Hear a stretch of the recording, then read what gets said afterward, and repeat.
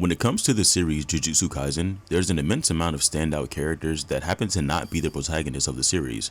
If you were to tell me that you were reading a manga or watching an anime where every single character introduced to the story has their own sense of individuality and personal motivations, I'd tell you to put that pipe down and pick up some religious literature. But this is where we begin our journey on taking a deep dive into who these characters are, what their motivations may be, and their respective abilities. Choso is by far my favorite Jujutsu Kaisen character, so I figured there would be no better time to explain why that is. So strap in and get ready to have your heartstrings pulled on. Choso was introduced in chapter 60 of the Jujutsu Kaisen manga in the middle of a flashback while Itadori and Kugisaki were fighting two curses by the names of Eso and Kechizu.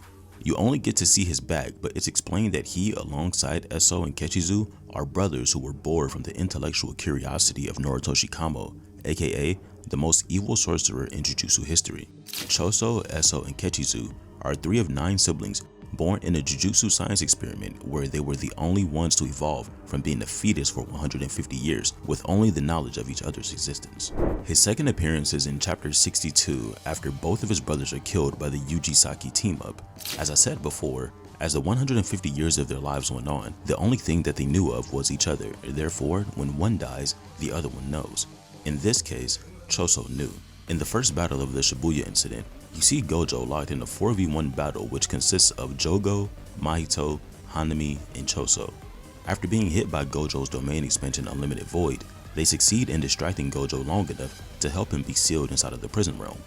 As of that moment, he went on a hunt for the Grade 1 sorcerer who killed his 2 brothers of 150 years, Yuji Itadori.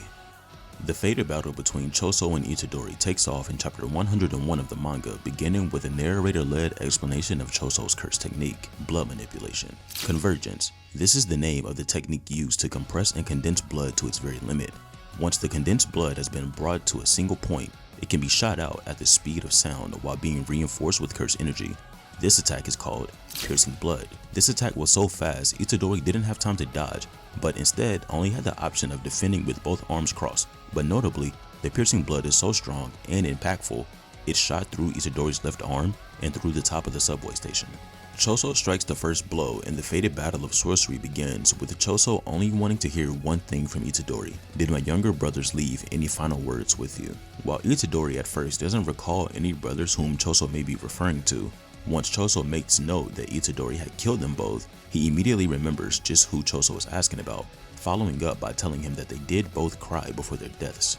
Hearing this come from the person responsible for them dying made him more furious as he calls upon his brothers in the afterlife, telling them both to watch over him. The battle continues with Choso shooting another Piercing Blood, but this time Itadori was able to bait him into shooting it into the air as he dodges to get closer, but as Itadori vows to make this a battle of fists, Choso uses an attack called Supernova. The blood that Choso gathers and condenses is shot out in every direction, similar to a buckshot. Once Choso has the upper hand, he also makes a knife out of the same condensed blood and stabs Itadori in his left foot, with an attack later revealed to be called Blood Edge. Next, Choso fakes Itadori out with a mock Piercing Blood and goes in for close range combat, uttering the words, "Flowing Red Scale." The biggest takeaway is that this seems to be a type of enhancement for his curse technique as it grows the bloodlines over his face. After smashing Itadori's head into a wall, Choso goes for another Piercing Blood, but this was, as he states, not as impactful because he was impatient, allowing Itadori the chance to recover. We learn from Mekamaru, the Jujutsu High Mole who was previously killed by Mahito, that blood manipulation is a sacred curse technique passed down through the Kamo clan and is completely balanced for attacks whether in a long or close range battle. With advice from Mekamaru, Itadori takes the battle into the bathroom where Choso believes he's just ready to die with nowhere to run, but other plans are afoot.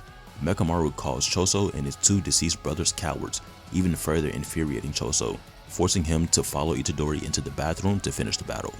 The moment Choso goes into the bathroom, water starts to pour from every access point visible.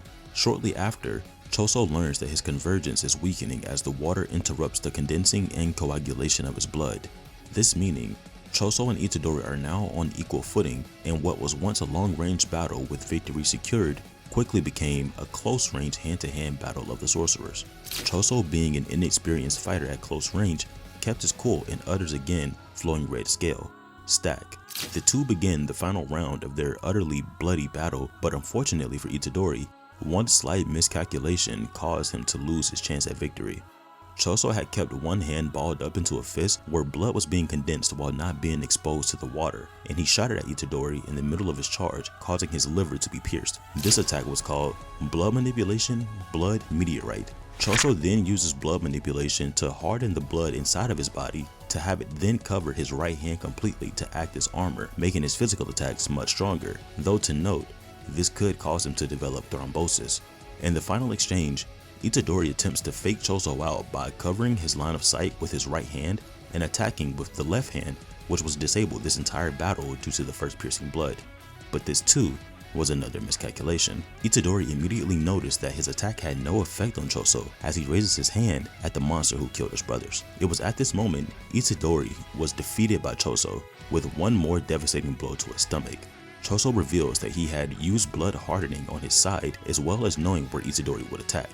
This is the moment when Choso's character starts to become a bit more deep as he begins to have memories of past events that have actually never happened in reality. For some reason, Choso began to see his two brothers and himself enjoying a meal outside, but Itadori, their killer, was also present in this memory. A very small detail that some missed was that the other cursed death wounds were also there as well, all 7 on the table alongside their brothers. This drove Choso mad with confusion as he grabs his head in disbelief and wanders off through the subways of Shibuya. Choso appears again, finally in chapter 133, still being haunted by these false memories of Itadori being one of his brothers. Choso tasks himself with finding Itadori again, but this time the goal isn't to kill him. The goal at hand? To find out just what Yuji Itadori is. Choso arrives at the final stage of the Shibuya Incident as he sees everyone from Jujutsu High attempting to defend themselves against Gito, the mastermind behind this whole event and who Choso has been working for all along. This would be the moment Choso finally realizes what has been happening his entire 150 years of living. He notes that he has 3 parents, one being the woman who gave birth to the dead child which was born half human, half cursed spirit, 2, the cursed spirit that originally impregnated her, and 3, the most evil sorcerer in history, Noritoshi Kamo, who now seems to be donning the identity of Suguru Gito. Gito reveals that Noritoshi Kamo was only one of his many aliases across the centuries that he spent alive. As Choso charges in, he finally speaks the words that'll change him forever. He calls Itadori his younger brother for everybody to hear. Choso in his mind seemingly confirms 2 things. Any transformation that his brothers go through, whether it be physical or emotional, he will always know. And secondly, while Itadori was at death's door, this is when he felt another one of his brothers die. Choso, now with a clear mind, only focused on protecting Itadori, charges his piercing blood and attacks Uraume and Gito at the same time. After a brief exchange of fists, Uraume decides enough time has been wasted and freezes everybody with her curse technique. As it seems that Choso's long life is about to come to an end, he's saved by none other than Itadori, his little brother. Choso tried to get Itadori to call him Big Bro, but it's not making any sense to Itadori or the audience either. After a brief moment where it seems like just like everybody was going to die, Special Grade Sorcerer Yuki Tsukumo arrives to save the day. Now with thousands of cursed spirits and reincarnated sorcerers of the past released into this world, this would begin the stage, setting up the Culling Games. Choso would make his next appearance in chapter 138 of the manga. He approaches Itadori on a stairway and asks how he's handling everything, with Itadori's response being, "I'm good." Choso, not knowing that an execution has been set for Itadori, says that he can go back to Jujutsu High while he goes and retrieves the remains of his other brothers, one of them notably being named Choso. Itadori asks Choso if he's fine with the fact that he did kill his 2 younger brothers, Eso and Kechizu. Choso says it's fine due to it being a misunderstanding and them all being manipulated by Gito. Brothers are like that, is what he says. While hunting cursed spirits, Choso makes note of how much Itadori has improved since Shibuya calling him a demon god, and the repeated title, younger brother. Choso then asks Itadori if his father also has stitches across his forehead, but their conversation is interrupted by Naoya Zenin, cousin of Maki Zenin, and someone looking to kill Megumi Fushiguro. The brothers notice that this Naoya person is simply too fast, but it's possible that it's only because of his curse technique. Before the battle continues, a freakishly creepy presence halts the 3 of them as they feel immense amounts of cursed energy appear. That person would be Yuta Akotsu. Itadori and Choso both agreed that Choso would stay behind and fight the 2 sorcerers, but before he can get the chance to defend against Yuta's attack, Choso is instead attacked by Naoya Zenin, and Yuta runs off to chase Itadori. Naoya reveals that he knows everything about Choso's passed down curse technique and assures him that this battle will lead to death, but Choso lets him know that things won't be as easy after attacking his little brother Itadori. In the next chapter, we cut back to Choso and Naoya's battle, but Choso can't keep up with his curse technique as he's just far too fast and overwhelming. Choso uses his flowing red scale stack. As Naoya blitzes Choso, it's revealed that Choso uses flowing red scale to raise dynamic visual acuity, aka the sharpness in his sight, by focusing it on his eye muscles. Naoya reveals to Choso that he actually hates his older brothers in the Zenin clan, and even as far as to say there is no point in being the older brother if your younger brother is simply stronger. They should unalive themselves and die, says Naoya. Choso then begins to empathize with Naoya, saying that maybe because his older brothers were so weak, this could be why he's so strong. Choso believes it's an older brother's duty to show his younger brothers the right path to take, and it's okay for them to make mistakes, because at the end of the day, the younger siblings will learn from watching and grow to be better or stronger. As the battle continues on, it's explained that Choso and his brothers are called death paintings. These 10 siblings have blood from both humans and cursed spirits alike. As long as they have cursed energy, they cannot die from the loss of blood. Naoya points out how slow this flow of blood is, but at this point, Choso has to have run out of blood. Naoya noticed that his legs began to feel heavier, and comes to the conclusion that Choso was controlling the blood splattered on his clothing. As the two sorcerers stare each other down, it's explained that Choso's next attack is the one that he created himself by honing his technique for 150 years, blood manipulation, supernova.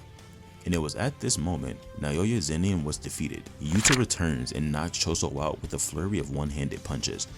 We then cut to chapter 144 where Itadori, Megumi, Maki, Yuta, and Choso discuss the details of Tengen's barrier. Choso reveals that Jujutsu High stores cursed tools and cursed objects in a warehouse, which also includes his younger brothers who go by the names of Noranzo, Shooso, Tanzo, Sanso, Kotsusu, and as mentioned before, Choso. Maki asks who this person is, and for the first time, Itadori acknowledges Choso, calling him his big brother.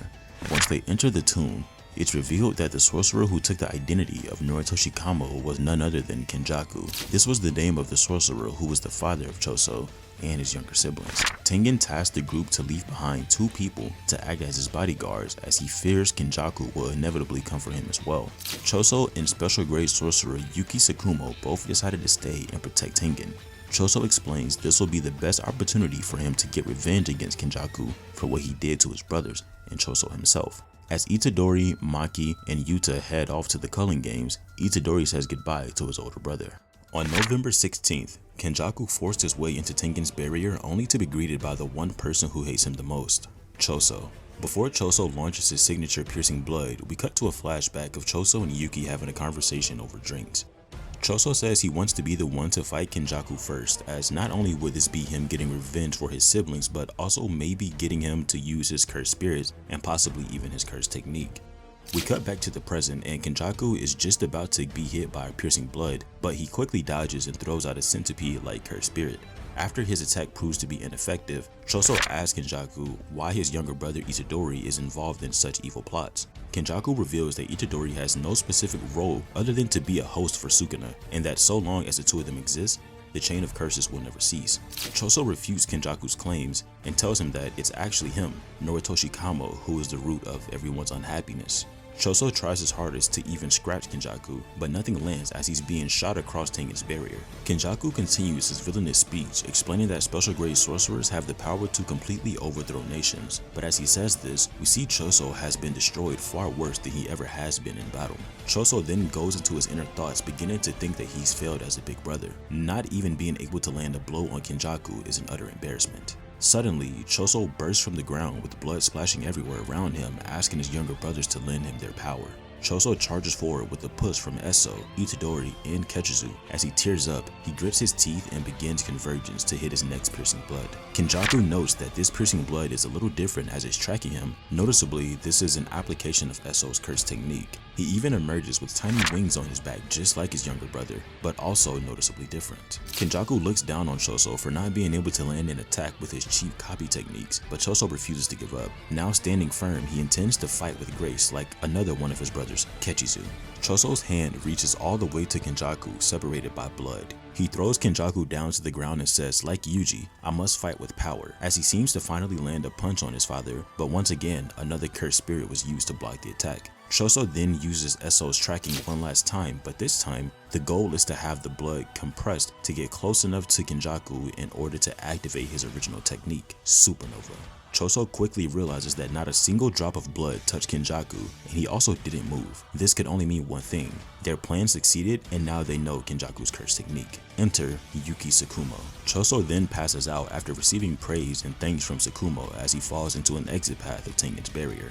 Choso appears again in chapter 207, but not before another flashback of the plan that he, Tengen, and Tsukumo put together. Choso reveals that the plan was always for him to lose first, so that Kenjaku would expect the fight going forward to be a 1v1 between himself and Tsukumo. As Kenjaku was stuck without being able to move due to his mask being increased, Choso gets ready to land a point-blank piercing blood, but Kenjaku spun the top of his head at the perfect moment to dodge the fatal attack while making a mockery out of Choso again. The 2v1 continues with Choso finally landing a palm strike to Kenjaku's face, giving Yuki a chance to heal herself and keep fighting. But before they can catch him while escaping Tsukumo's onslaught of attacks, he activates his curse technique, Gravity. Things now seem grim for the pair as Tsukumo has been incapacitated by Kenjaku, but we cut to another flashback of Choso and Tsukumo sharing a conversation over drinks. Choso asks the question if he's even human. He reveals that because of his brother's monstrous looks and figures, humans would always mistreat them. This is the reason why he killed so many humans in Shibuya. Choso feels that he is the reason why his brothers were killed because they followed in his footsteps. Choso begins to cry while acknowledging Eso and Kechizu's strength. He figures he never wanted to see them suffer as humans anyway, but oddly enough, Yuji Itadori appeared, someone who was also suffering as a human. Choso figures that he can never stand alongside Itadori since he had killed so many humans in Shibuya, so he put his all into his final attack against Kenjaku, but before he could launch it, Tsukumo tells him that on this day, he died as a curse, and will continue to live on as a human from this moment forward. Tengen's opened his barrier again as Choso falls through, and this will be the last time he sees Tsukumo as she's defeated by Kenjaku. This would transpire in chapter 208. We don't see Choso again until the battle between Gojo and Sukuna in Shinjuku. Due to there being extremely low sightings of Choso during their battle, we can skip ahead to the moment everyone comes out to avenge Gojo and put an end to the King of Curses. In chapter 245, during the battle between Sukuna, Itadori, and Higuruma, we see that Choso makes his first appearance in this fight alongside Kusakabe and Ino. While Sukuna is off guard having a conversation with Higuruma and Kusakabe, Choso attempts to hit Sukuna with the piercing blood, but he disappears before the attack even reaches him. Sukuna instantaneously appears below Choso, piercing him with both his right hands, straight through the chest and the stomach at the same time. While we haven't seen Choso ever since that attack, he seems to have shot another piercing blood at Sukuna, but he easily deflects it and notes how persistent Choso can actually be. In chapter 252, Itadori is being taught how to use reverse curse technique from Choso. He tells Itadori to envision the blood in his body being sent to every part and imagine he's shaping his body through his blood vessels. This should help him learning reverse curse technique. Once again, Choso attempts another piercing blood, but Sukuna dodges and hits Choso with dismantles. As the reader can see, this battle is completely out of Choso's range of both power and speed. He watches Maki and Sukuna have a brief 1v1, but notices that they begin to use the air as footing, as if even flying.